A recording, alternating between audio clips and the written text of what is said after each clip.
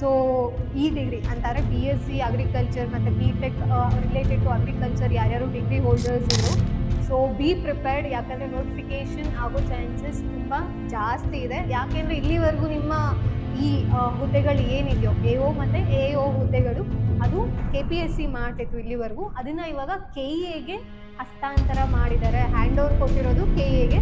So KEAಗೆ ಯಾಕೆ major ಆಗಿ ಕೊಟ್ಟಿದ್ದಾರೆ ಅಂತ ಅಂದರೆ ಟ್ರಾನ್ಸ್ಪರೆಂಟ್ ಆಗಿರುತ್ತೆ ಮತ್ತು ಬೇಗ ಪ್ರೋಸೆಸ್ ಆಗುತ್ತೆ. ನಾವು KPSC ಮತ್ತು KEA ಕಂಪೇರ್ ಮಾಡ್ಕೊಂಡಾಗ ಏನಾಗಿದೆ, KEA ಅವ್ರದ್ದು ಬೇಗ ಪ್ರೋಸೆಸ್ ಆಗ್ತದೆ, ಟ್ರಾನ್ಸ್ಪರೆಂಟ್ ಆಗಿ ನಡೀತಿರೋದ್ರಿಂದ. ಸೊ ಈ AO ಮತ್ತು AO ಹುದ್ದೆಗಳ ಅಧಿಸೂಚನೆ ಏನಿದೆ ಅದನ್ನು ಇವಾಗ KEAಗೆ ವಹಿಸಿದ್ದಾರೆ. ಸೊ ಹಾಗಾಗಿ ಏನು ಹುದ್ದೆಗಳು, ಎಷ್ಟು ಹುದ್ದೆಗಳು ಅನ್ನೋದ್ರ ಬಗ್ಗೆ ನಾನು ನಿಮಗೆ ತಿಳಿಸ್ಕೊಡ್ತೀನಿ. ಆ್ಯಂಡ್ ಈ ಇನ್ಫಾರ್ಮೇಷನ್ ನಿಮಗೆ ಅಥೆಂಟಿಕ್ ಆಗಿದೆ. ಗೌರ್ಮೆಂಟ್ ಕಡೆಯಿಂದ ಬಂದಿರುವಂಥ ಆದೇಶ ಪ್ರತಿನೇ ನಾನು ನಿಮಗೆ ತೋರಿಸ್ತೀನಿ. ಅದರಲ್ಲಿ ಅವ್ರು ಏನು ಹೇಳಕ್ಕೆ ಹೊರಟಿದ್ದಾರೆ ಅನ್ನೋದನ್ನ ನೋಡೋಣ.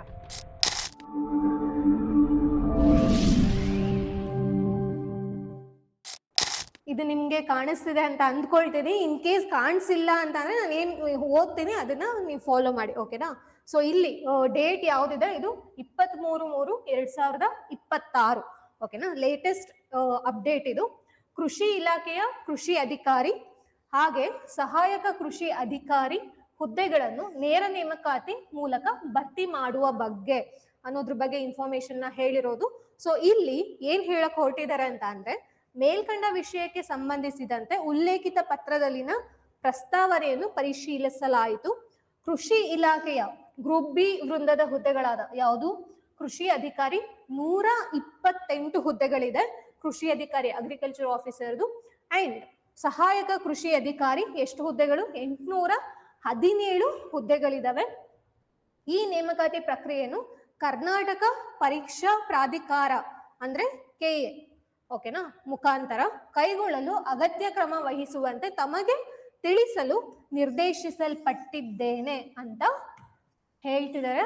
ಸೊ ಇವಾಗ ಬಜೆಟಲ್ಲಿ ಘೋಷಣೆ ಆಗಿರೋ ಹಾಗೆ ಬಹಳಷ್ಟು ಹುದ್ದೆಗಳ ನೇಮಕಾತಿ ಮಾಡ್ತೀವಿ, ಸುಮಾರು 56,000ಕ್ಕಿಂತ ಹೆಚ್ಚು ಹುದ್ದೆಗಳಂತ ಹೇಳಿದ್ರು. ಈಗ ಪ್ರತಿಯೊಂದು ಡಿಪಾರ್ಟ್ಮೆಂಟ್ ಕೂಡ ಬೇಗ ಬೇಗ ಪ್ರಾಸೆಸ್ ಆಗ್ತಿದೆ. ಅದರಲ್ಲಿ ಇವಾಗ ಕೃಷಿ ಸಚಿವಾಲಯ ಕೂಡ ತಮ್ಮ ಸಚಿವಾಲಯದಲ್ಲಿ ಬರುವಂತಹ ಕೃಷಿ ಅಧಿಕಾರಿ ಹಾಗೆ ಸಹಾಯಕ ಕೃಷಿ ಅಧಿಕಾರಿ ಹುದ್ದೆಗಳನ್ನ ಭರ್ತಿ ಮಾಡಲಿಕ್ಕೆ ಪ್ರಾಸೆಸ್ ಮಾಡ್ತಿದೆ. ಸೊ ಇವಾಗ ಇದ್ರ ಜೊತೆಗೆ ಯಾರ್ಯಾರು ಬೇರೆ ಹುದ್ದೆಗಳಿಗೆ ಪ್ರಿಪೇರ್ ಆಗ್ತಿದ್ದೀರೋ ಖಂಡಿತ ಆ ಸಚಿವಾಲಯದಿಂದ ನೋಟಿಫಿಕೇಶನ್ಸ್ಗಳು ಬಂದೇ ಬರುತ್ತೆ. ಸೊ ಡಿಲೇ ಮಾಡಬೇಡಿ. ಇದಕ್ಕಿಂತ ಮುಂಚೆ ನಾನು PC ನೋಟಿಫಿಕೇಶನ್ ಬಗ್ಗೆ ಹೇಳಿದೆ, VO ಬಗ್ಗೆ ಹೇಳಿದೆ, ಇನ್ನೂ ಬಹಳಷ್ಟು ಅಪ್ಡೇಟ್ಸ್ಗಳು ಈ ಥರ ಬರ್ತಾನೆ ಇರುತ್ತೆ.